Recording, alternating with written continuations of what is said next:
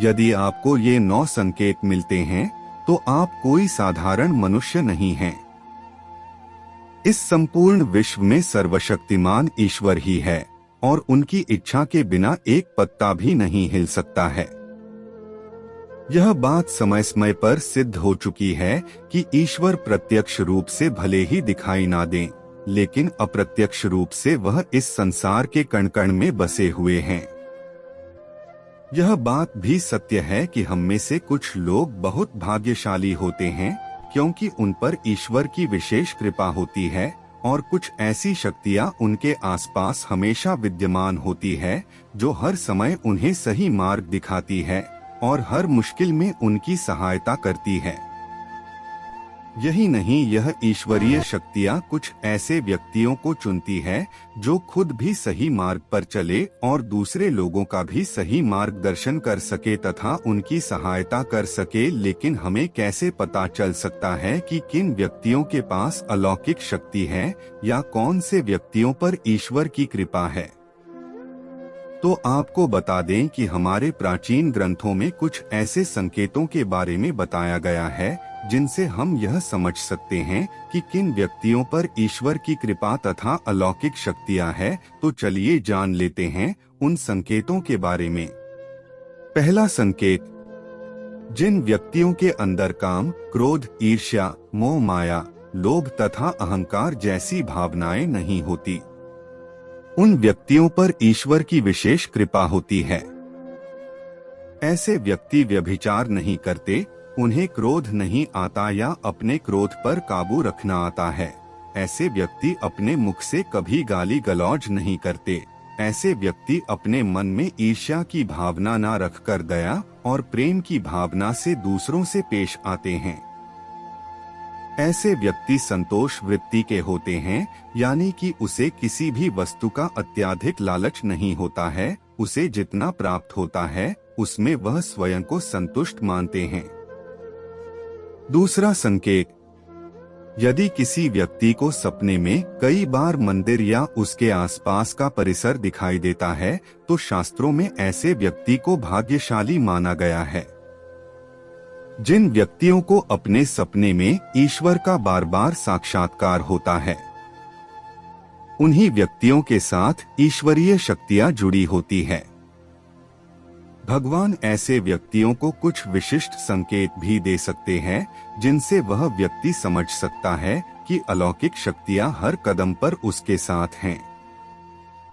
तीसरा संकेत, जो व्यक्ति अपने दैनिक कार्य से बचा हुआ समय ईश्वर की भक्ति, आराधना और नामस्मरण में व्यतीत करता है और ईश्वर को सत्य मानते हुए उनकी अनुभूति करने में समर्थ होता है, वास्तव में उस व्यक्ति के आसपास एक ईश्वरीय शक्तियों का पवित्र घेरा होता है जिसके कारण उसे ईश्वर का आभास होता रहता है। चौथा संकेत, जो व्यक्ति समाज के प्रति अपना दायित्व समझते हुए सत्कार्य और पुण्य के काम करते हैं तथा मुसीबत में फंसे लोगों व गरीब और लाचार व्यक्तियों की यथासंभव सहायता करते हैं। आपदा और विपदा के समय मनुष्य तथा पशु पक्षियों की हर तरह से सहायता करते हैं तथा वृद्ध, असहाय और अपंग लोगों की समर्पित भाव से सेवा करना अपना कर्तव्य समझते हैं। ऐसे व्यक्ति वास्तव में समाज के लिए उदाहरण सिद्ध होते हैं। लेकिन आपको यह बता दें कि हर कोई व्यक्ति यह काम नहीं करता है। यह काम केवल वही व्यक्ति करते हैं जिस व्यक्ति के ऊपर भगवान की विशेष कृपा होती है, तभी उस व्यक्ति के अंदर ही ऐसे गुण उत्पन्न होते हैं। ऐसे व्यक्ति अंत में मोक्ष प्राप्त कर लेते हैं। पांचवां संकेत, ईश्वरीय कृपा प्राप्त व्यक्तियों में एक अनोखी शक्ति भी होती है और वह शक्ति है पूर्वाभास। पूर्वाभास यानी कि भविष्य में होने वाली कुछ विशेष घटनाओं का पहले ही आभास हो जाना।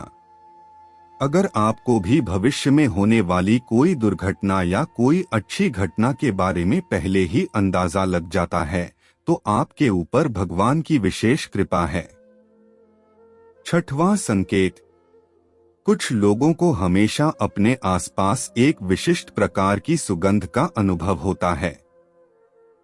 हमेशा सुगंधित फूल, अगरबत्ती, धूप या कपूर जैसे पवित्र सुगंध का झोंका सा हवा में तैरता हुआ महसूस होता है, तो यह उसके आसपास ईश्वर की उपस्थिति का संकेत तथा देवी देवताओं का आशीर्वाद होता है। 7वां संकेत, ईश्वर का समय यानी कि ब्रह्मा मुहूर्त सुबह 3:30 से लेकर 5:30 या 6 बजे तक का समय होता है। हमारे शास्त्र में इस समय को बहुत ही महत्वपूर्ण माना जाता है। ब्रह्मा मुहूर्त को देवताओं का समय माना गया है क्योंकि इस समय के वातावरण में एक सकारात्मक ऊर्जा का संचार होता है। यदि किसी व्यक्ति की नींद प्रतिदिन ब्रह्मा मुहूर्त में अपने आप ही खुल जाती है और वह व्यक्ति अपने अत्यंत प्रसन्न चित्त से अपने नित्य कर्म से निवृत्त होकर ईश्वर की आराधना करता है और उगते हुए सूर्य को अर्घ्य देता है, तो ऐसा व्यक्ति निश्चित रूप से ईश्वर की इच्छा के अनुसार ही ऐसा करता है। उसे ऐसा करने के लिए ईश्वरीय शक्तियां प्रवृत्त करती है, यानी कि ऐसे व्यक्ति पर भगवान की कृपा बनी हुई है। 8वां संकेत, कई बार हम किसी मंदिर या धार्मिक स्थल पर भजन कीर्तन या कथा सुनने जाते हैं। कितने भी सुंदर भजन हो या कितनी भी अच्छी कथा हो, बीच बीच में हमारा ध्यान भटक जाता है और हम कभी अपने घर के विषय में, कभी अपनी किसी समस्या पर या फिर अपने आसपास बैठे लोगों का विचार करने लगते हैं। लेकिन कुछ लोग ऐसे होते हैं जो भजन कीर्तन या कथा सुनने में इतने लीन हो जाते हैं कि उन्हें किसी बात का होश नहीं रह जाता। उन्हें बस अपने आसपास पवित्रता का एहसास होता है और बहुत ही शुभ ध्वनियां सुनाई देती हैं। तो ऐसे व्यक्ति का साथ निश्चित ही अलौकिक शक्तियां दे रही हैं। 9वां संकेत, जो व्यक्ति ईश्वर के चरणों में ही परम आनंद की अनुभूति करता है और ईश्वर भक्ति को ही वास्तविक आनंद मानता है, ऐसा व्यक्ति न तो कभी दुखी रह सकता है और न ही किसी को दुख दे सकता है। ऐसे व्यक्ति का मन और मस्तिष्क हमेशा शांत रहता है, जिससे वह कभी भी सत्य व सदाचार के मार्ग से विचलित नहीं होता। यह उसे ईश्वर से मिला एक विशेष आशीर्वाद होता है, जिससे वह समाज में हमेशा मान और सम्मान प्राप्त करते हैं।